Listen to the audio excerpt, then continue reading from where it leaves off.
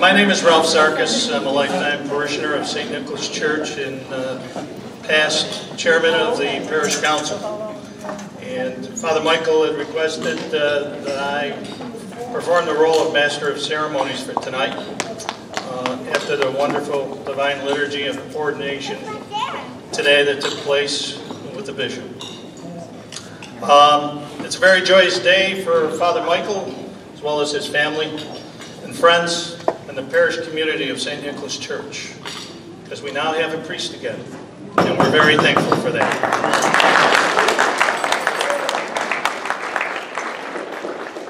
Just a few people that I'd like to identify that's part of our parish community that's with us every Sunday for Divine Liturgy that play a very important role for the church. One of which is absent because he's tending to his ill mother, and that's Father Deacon Edmund Hill. So he's not able to be here with us tonight, but he's there every Sunday as well. I've already been introduced to Father Deacon Elias Sarkis, but we also have Deacon candidate Terry Highland. Terry, if you'd stand up, please.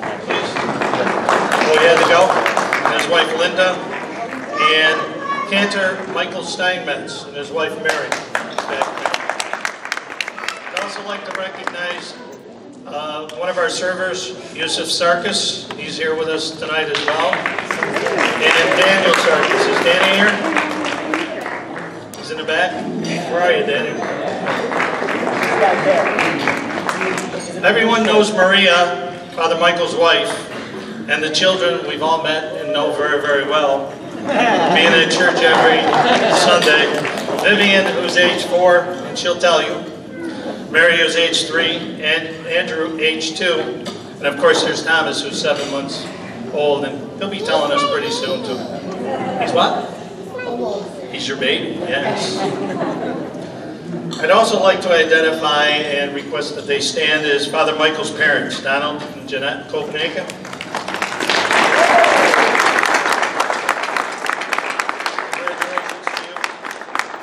Maria's parents, John and Amy Macaluso. Please stand.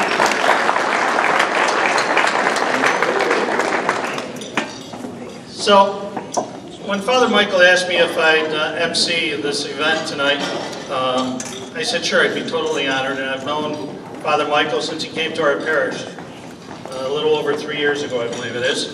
So I said I'd be honored, truly honored. I said, but you know, even though we've dined together and spent some time at church together in a number of different functions, I still really don't know who Father Michael Copenhagen really is. So I asked him to give me a little bio so I could present to everybody, because I'm sure some of the St. Nicholas parishioners may not know Father Michael as we would like to know him. Or maybe I'm just in the shadows and kind of like the stepchild. So he gave me, in all reality, about 4 or 5 sentences. And most of those sentences had at least 1 or 2 ellipses, the ... Or you can fill in the rest.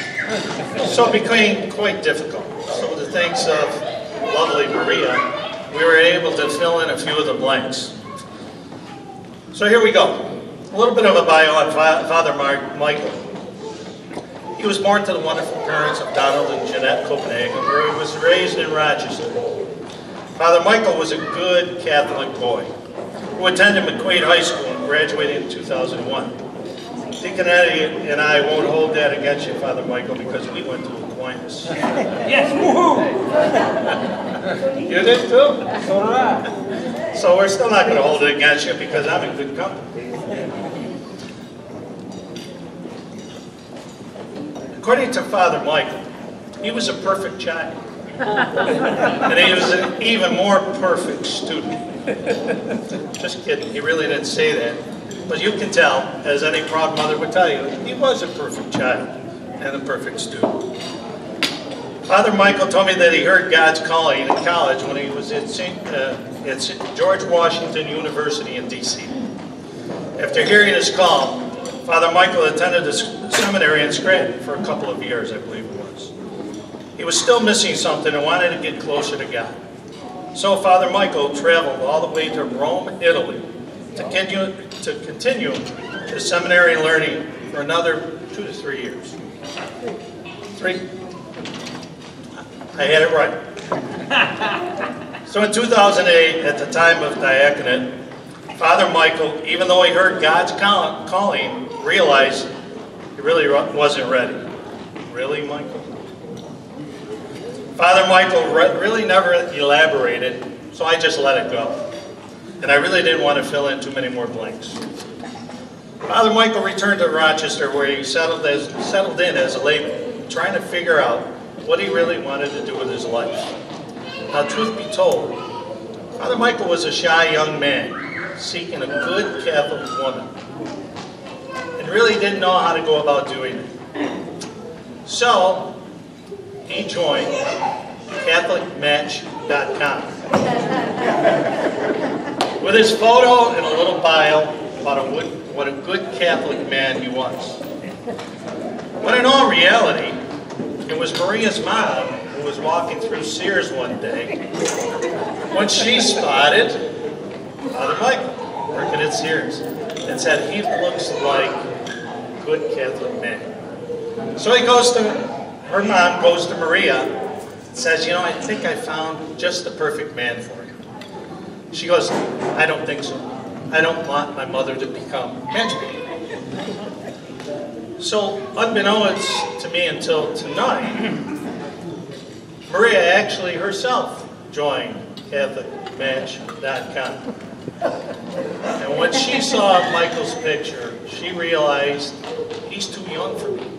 Even though he's cute and a good Catholic man, obviously, or he wouldn't be on CatholicMatch.com. But in all reality, Michael really didn't post himself on CatholicMatch.com.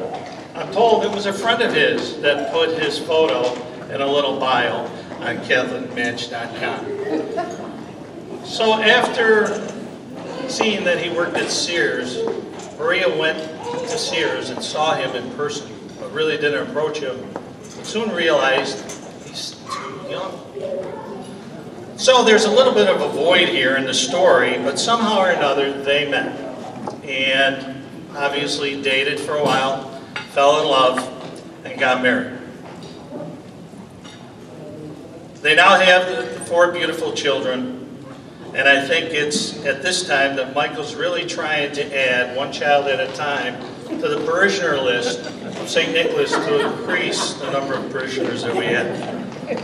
But in all reality, Father Michael, you're going to be pretty busy, so maybe you should buy television now. And don't sit on the couch at the same time Maria's sitting on the couch, so you shouldn't be too close. Michael tells me that he was working at Sears and started to attend St. Joseph's Church over in Irondequoit, where he attended on a daily basis the Divine Liturgy and was drawn to the Byzantine tradition. Even though Michael was attracted to the tradition, he never approached any of the clergy at St. Joseph's to inquire about the sacred ministry. Michael thought if God really wanted him to become a priest, he would send a priest to him and would approach him and give him some direction. Michael, as we all know, became a teacher at St. John Bosco Schools in East Rochester. And while teaching at St. Bosco's, Michael had the esteemed pleasure of meeting the renowned Father Christopher Manueli from St. Nicholas, the Wonder Worker Church. Father Chris invited Father Michael to attend the Divine Liturgy at St. Nicholas, where he and Maria met all of us. Remarkably, he and Maria stayed with us at St. Nicholas Church. Father Chris, in his bag of tricks, had his own little scheme. He dangled this carrot of becoming a priest in front of Father Michael and presented the idea to the bishop to pursue not only Father Chris's dreams of moving on, but Michael's dreams of becoming a priest.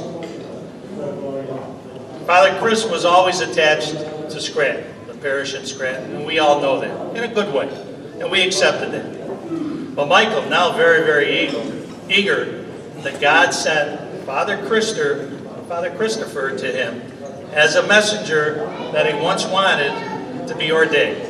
And now he is Abuna Michael Copenhagen. So that's kind of the story, in sum and substance, to make it very short, about Father Michael Copenhagen. And we are truly honored and blessed to have Father Michael as our priest at St. Nicholas Church.